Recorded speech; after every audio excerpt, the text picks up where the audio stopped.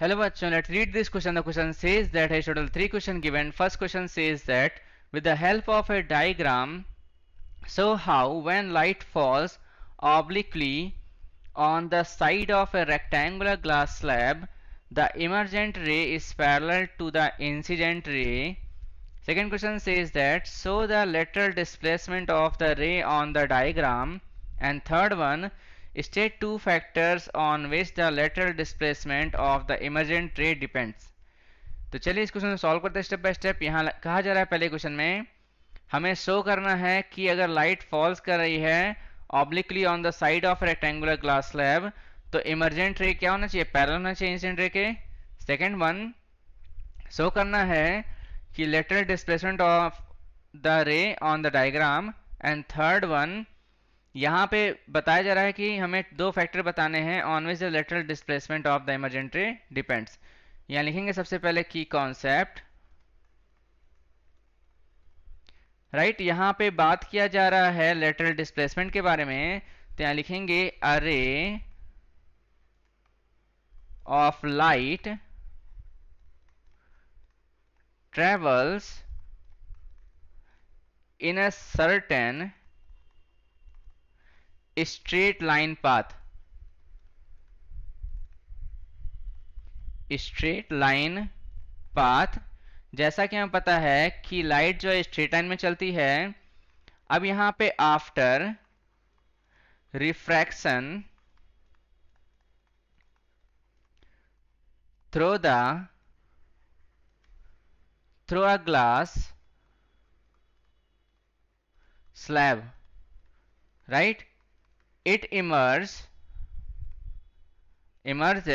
in a direction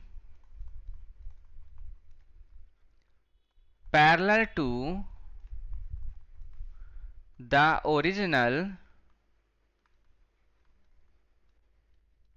direction but slightly displaced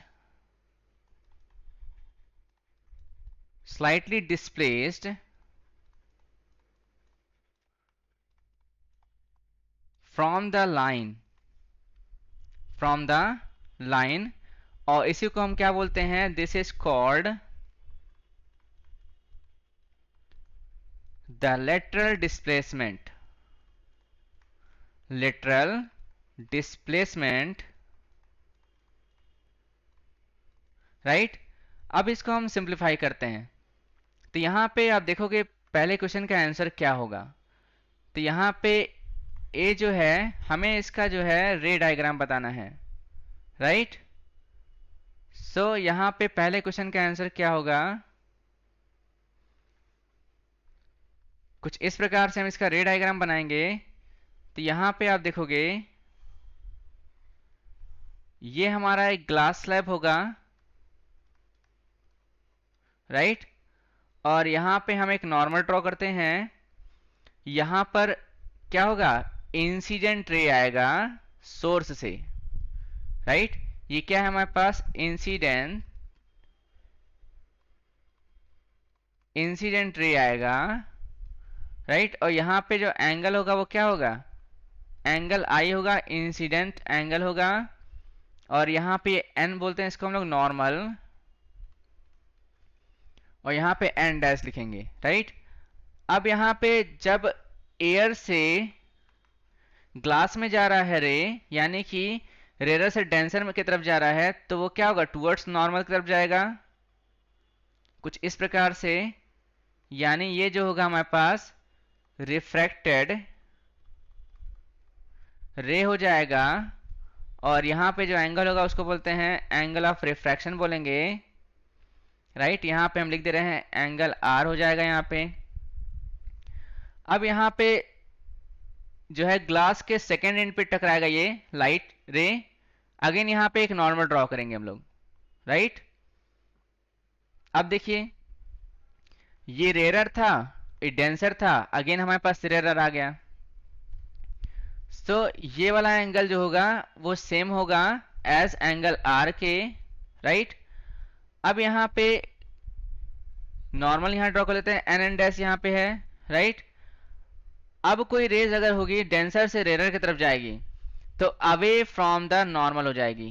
क्या हो जाएगी? अवे फ्रॉम द नॉर्मल, कुछ इस प्रकार से होगी, राइट। यहां पे इसको हम बढ़ाते हैं ऐसे, राइट, कुछ इस प्रकार से, इस रे को कुछ इस प्रकार से आगे बढ़ाएंगे हम लोग, राइट। तो यहां पे आप देखोगे ये दोनों जो होगा, और यहां पर ये हमारा इमर्जेंट रे है। क्या है ये? इमर्जेंट रे है, और इसको हम बोलते हैं एंगल ई, इमर्जेंट एंगल, और ये नॉर्मल था हमारे पास। सो यहां पर जो है, जो इंसिडेंट रे है और जो इमर्जेंट रे है, यहां पे पैरेलल आ रही है दोनों, राइट। ये दोनों रेज क्या है? पैरेलल हैं, और इनके बीच कुछ डिस्टेंस होगा, इसी को हम लोग क्या बोलते हैं? लेटरल डिस्प्लेसमेंट बोलते हैं हम लोग। और ये क्या है? ये हमारे पास है डायरेक्शन ऑफ ओरिजिनल रे, और ये हमारा क्या है? रेक्टेंगुलर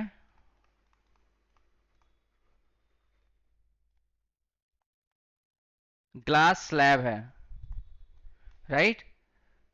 अगेन यहां पे क्या होगा? ये एयर आ गया हमारे पास, मीडियम चेंज हो गया। सो ये हमारा आंसर था पहले क्वेश्चन का। अब यहां पे बात करते हैं सेकंड क्वेश्चन के बारे में। So the lateral displacement on the रे डायग्राम, यहां पे जो है फर्स्ट का भी था आंसर ये, एंड सेकंड का, यानी कि बी का भी आंसर ये था। हमने यहां पे लेटरल डिस्प्लेसमेंट शो कर दिया है इस रे डायग्राम में हमने। नेक्स्ट यहां पे है state two factors on which the lateral displacement of the emergent रे डिपेंड्स। तो यहां लिखेंगे हम लोग थर्ड, यानी सी का आंसर। तो सी का आंसर क्या होगा? यहां लिखेंगे factors on which the lateral displacement depends are. कौन सा हो सकता है? पहला एंगल ऑफ इंसिडेंस पे, दूसरा thickness thickness of glass slab, right. और यहां पे third one refractive index, refractive index of glass slab, right. तो ये हमारा आंसर आ गया है। यहां लिखेंगे फाइनली हम लोग, hence the required answer is obtained. So यहां पे हमने जो है इसका आंसर ले आए, right. So I hope you understood well. Best of luck, thank you.